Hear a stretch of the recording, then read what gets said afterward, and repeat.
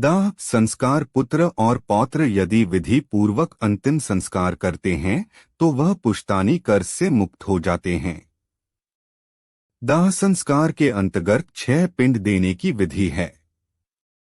पहला पिंड मुख स्थान पर, दूसरा पिंड द्वार पर, दूसरा पिंड द्वार पर, चौथा पिंड विश्राम स्थान पर, पांचवा पिंड चिता पर, छठा पिंड अस्थि संचयन के समय शमशान घाट से आधा रास्ता पर रोककर लाश को स्वच्छ स्थान पर नहलाकर चारों दिशाओं में पूजा करनी चाहिए।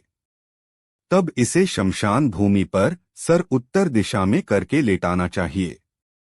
जलने वाली जगह को साफ करके गोबर का लेप करें। इस स्थान पर पहले कोई लाश न जली हो।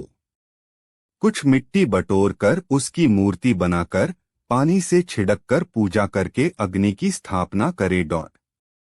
अग्नि की पूजा रंगदार चावलों से करते हुए अग्नि शक्ति को संबोधित करें। लोमान, इस संसार से यह प्राणी चला गया है, इस आत्मा को स्वर्ग प्रदान करें। इसके बाद चिता का निर्माण करें। बटा लाश को उस पर रखें मृतक के हाथों में और चिता पर लाई के दाने रखें।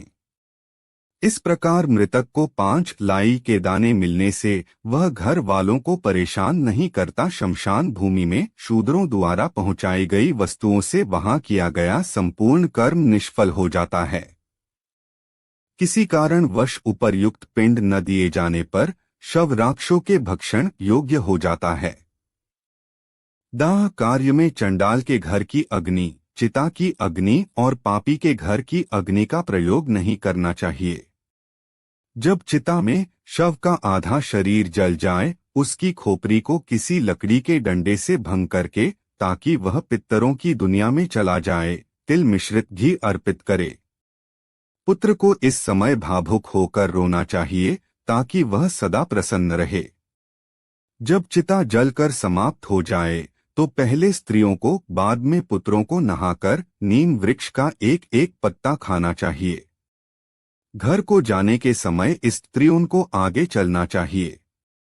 दोबारा घर में स्नान करने के बाद पुत्र को पहले गौ को खाना देकर पत्ते की प्लेट पर स्वयं खाना चाहिए, किंतु खाना पहले से ही बना नहीं होना चाहिए। मृत्यु वाली स्थान को गोबर से साफ करके एक दीपक जिस का मुख दक्षिण की तरफ रहे 12 दिन तक उस स्थान पर जलता रहना चाहिए।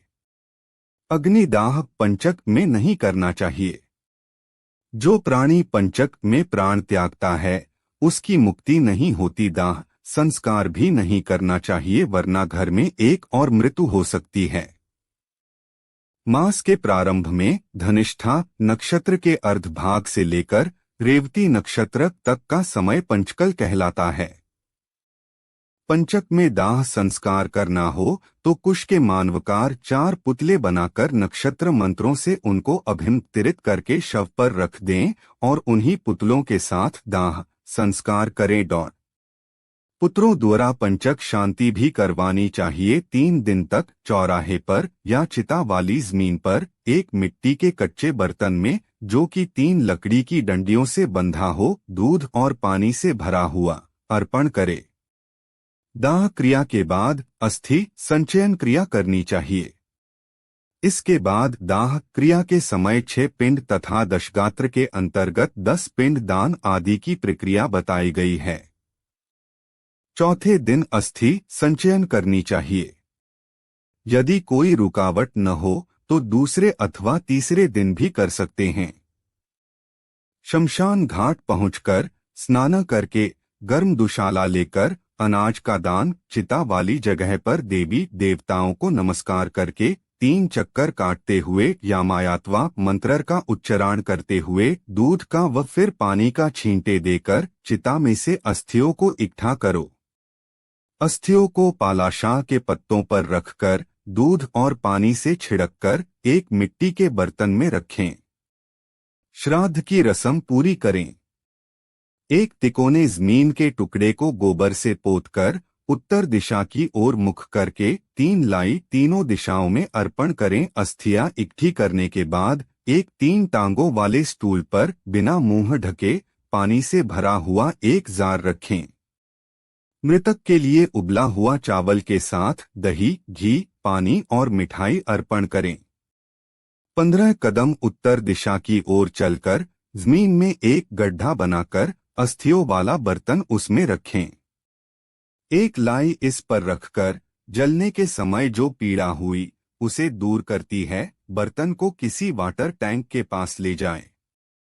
अस्थियों को कई बार दूध और पानी से छिड़ककर, संदल आदि से लेपकर पूजा करें। बटा पत्ते के डिब्बे में रखकर अपने माथा और हृदय से छूकर गंगा नदी के बीच में छोड़े। जिनकी अस्थियां पानी में 10 दिन के अंदर डूब जाती हैं, वह आत्मा ब्रह्मा लोक से वापस नहीं आती। जितनी देर तक अस्थियां तैरती रहती हैं, वह स्वर्ग लोक में रहता है। अस्थियां विसर्जन के बाद 10 दिन चलने वाली रस्में शुरू होती हैं।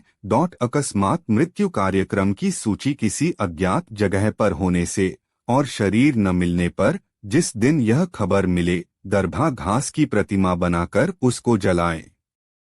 इसकी राख इकट्ठी करके गंगा नदी में विसर्जन करें। उस दिन से 10 दिन की रस्में पूरी करें। यदि महिला बच्चा होने से पहले मर जाए तो बच्चे को पेट से निकालकर जमीन पर रख दें और केवल महिला को चिता दें। 27 मास तक के बच्चे को मिट्टी में दबाए। बटा यदि इसकी मृत्यु गंगा किनारे होती है तो इसे गंगा में बहा दें। इनसे बड़े बच्चों को चिता देनी चाहिए और अस्थियां गंगा में बहा दें। बच्चों को खाना और एक एक बर्तन पानी का दें। पेट में बच्चा मरने से कोई रस्म नहीं। शिशु के मरण पर दूध का दान, बच्चे के मरण पर दूध का बर्तन, मिठाई, खाने की वस्तुएं दें। मलिन शौदशी के बाद मध्यम शौदशी श्राद्ध, विष्णु और 5 देव श्राद्ध एकादश को किए जाते हैं।